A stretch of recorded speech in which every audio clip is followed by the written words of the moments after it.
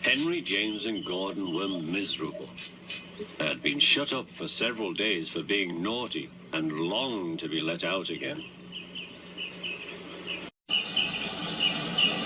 At last the Fat Controller arrived. "I hope you are sorry," he said, "and understand that you are not so important after all.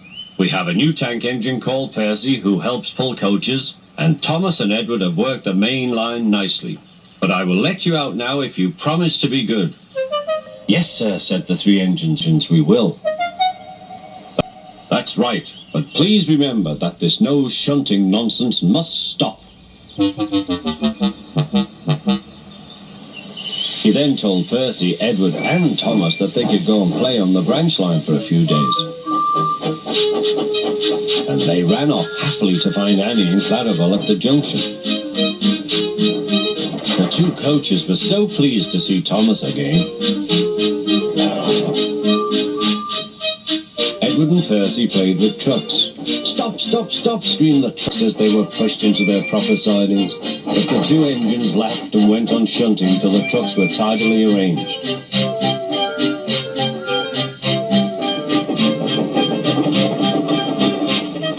Next, Edward took some empty trucks to the quarry. Percy was left alone. He didn't mind that a bit. He liked watching trains and being cheeky to the other engines. "Hurry, hurry, hurry," he would call, and they got very cross. After a great deal of shunting, Percy was waiting for the signalman to set the point so that he could get back to the yard. He was eager to work, but was being rather careless and not paying attention. Edward had warned Percy, "Be careful on the main line. Whistle to the signalman you are there." But Percy didn't remember to whistle, so the busy signalman forgot him. Percy waited and waited. The points were still against him, so he couldn't move. Then he looked along the main line. He whistled in horror, for rushing straight towards him was Gordon with the express.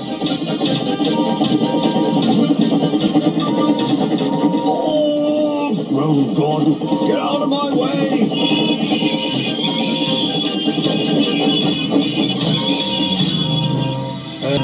Percy opened his eyes. Gordon had stopped with Percy's buffers a few inches from his own. But Percy had begun to move. "I won't stay here. I'll run away," he puffed.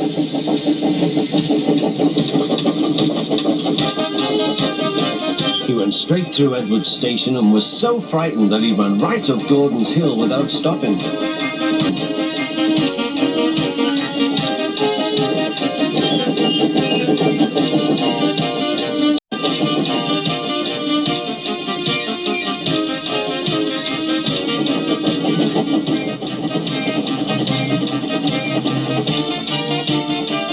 After that he was tired, but he couldn't stop. He had no driver to shut off steam and apply the brakes.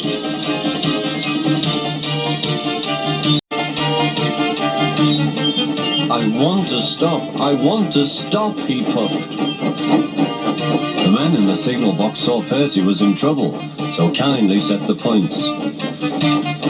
Percy puffed wearily onto a nice empty siding, ending in a big bank of earth.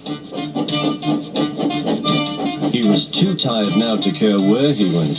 "I want to stop, I want to stop, I have stopped," he puffed thankfully. "Never mind, Percy," said the workman as they dug him out. "You shall have a drink and some coal, and then you'll feel better." Better. Presently, Gordon arrived. "Well done, Percy. You started so quickly that you stopped a nasty accident." "I'm sorry I was cheeky," said Percy. "You were clever to stop." Then Gordon helped pull Percy out from the bank.